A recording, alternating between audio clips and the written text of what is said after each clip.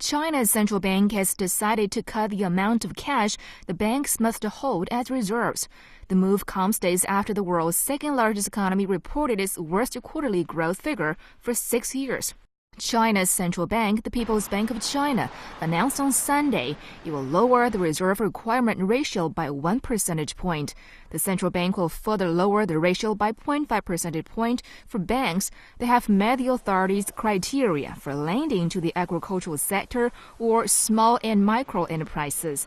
The measure goes effective from Monday.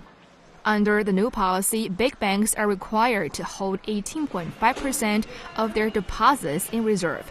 According to estimates by some Chinese institutions, the RRR cut could free up 1.3 trillion yuan, or about $212.2 billion into the real economy.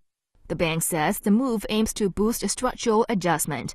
China's GDP slowed to a 7% growth in the first quarter, from the 7.3% in the final 3 months of last year. Analysts welcome the cut, expecting it will help boost economic activity.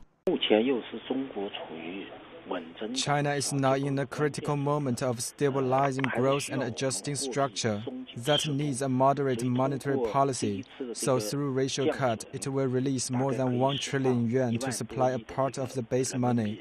That's not only good for enterprises to stabilize their growth, but also for local government to issue bonds to build infrastructure. This is the second time in 2 months the Chinese central bank has cut the amount of cash the banks must hold as reserves.